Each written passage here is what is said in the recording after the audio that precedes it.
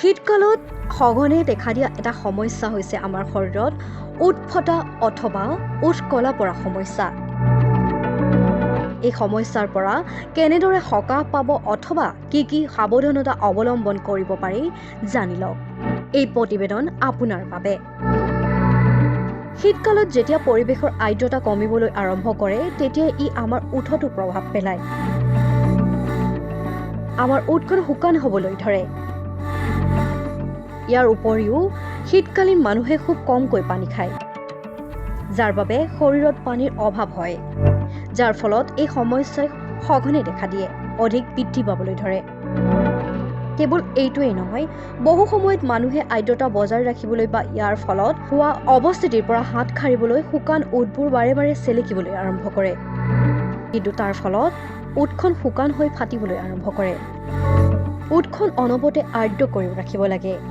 ইয়াৰ বাবে দিনটোত কেইবাবাৰো লিপ বাম অথবা ভেচলিন পেট্ৰলিয়াম জেলি ব্যৱহাৰ কৰিব লাগে। ওঁঠখন চেলেকি থকাৰ অভ্যাস এৰি দিয়ক, ই ওঁঠখনক অধিক শুকান কৰি তোলে। প্ৰচুৰ পৰিমাণে পানী খাওক, কাৰণ শৰীৰক হাইড্ৰেট কৰি ৰাখিলেহে ওঁঠো কোমল হৈ থাকিব। ছানস্ক্ৰীন লিপ বাম ব্যৱহাৰ কৰিব লাগে, কাৰণ শীতকালতো সূৰ্যৰ ৰশ্মিৰ পৰা ৰক্ষা পোৱাটো অতি গুৰুত্বপূৰ্ণ। নিয়মীয়াকৈ ওঠত প্ৰাকৃতিক স্কাৰ্ফ লগাওক। ইয়াৰ বাবে মৌ আৰু চেনি মিহলাই এটা মিশ্ৰণ তৈয়াৰ কৰি আপোনাৰ ওঠটোত লাহে লাহে ঘঁহক। ই মৃত ছাল আঁতৰোৱাত সহায় কৰে আৰু সেইটোৱে হৈছে আপোনাৰ স্কাৰ্ফ। নিশা শোৱাপাটিলৈ যোৱাৰ আগতে ওঠত নাৰিকল তেল, ঘিউ অথবা এল'ভেৰা জেল লগাওক। সুষম খাদ্য গ্ৰহণ কৰক, য'ত বিশেষকৈ ভিটামিন ই আৰু চি সমৃদ্ধ খাদ্য অন্তৰ্ভুক্ত কৰা হয়। ই ওঠৰ আৰ্দ্ৰতা আৰু ৰং বজাই ৰখাত সহায় কৰে। আপোনাৰ ওঠখন যদি কলা পৰিছে তেন্তে সুষম খাদ্য গ্ৰহণ কৰক, য'ত বিশেষকৈ ভিটামিন ই আৰু চি সমৃদ্ধ হৈ থাকে। ছানস্ক্ৰীন লিপ বাম ব্যৱহাৰ কৰিব লাগে, কাৰণ শীতকালতো সূৰ্যৰ ৰশ্মিৰ পৰা ৰক্ষা পোৱাটো অতি গুৰুত্বপূৰ্ণ।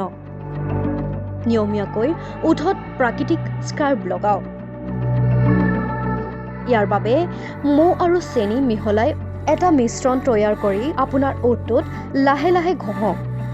ই মৃত ছাল আঁতৰোৱাত সহায় কৰে আৰু সেইটোৱে হৈছে আপোনাৰ স্কাৰ্ফ। নিশা শোৱাপাটিলৈ যোৱাৰ আগতে ওঠত নাৰিকল তেল, ঘিউ অথবা এল'ভেৰা জেল লগাওক। সুষম খাদ্য গ্ৰহণ কৰক, য'ত বিশেষকৈ ভিটামিন ই আৰু চি সমৃদ্ধ খাদ্য অন্তৰ্ভুক্ত কৰা হয়। ই ওঠৰ আৰ্দ্ৰতা আৰু ৰং বজাই ৰখাত সহায় কৰে। আপোনাৰ ওঠখন যদি কলা পৰিছে তেন্তে সুষম খাদ্য গ্ৰহণ কৰক, য'ত বিশেষকৈ ভিটামিন ই আৰু চি সমৃদ্ধ হৈ থাকে।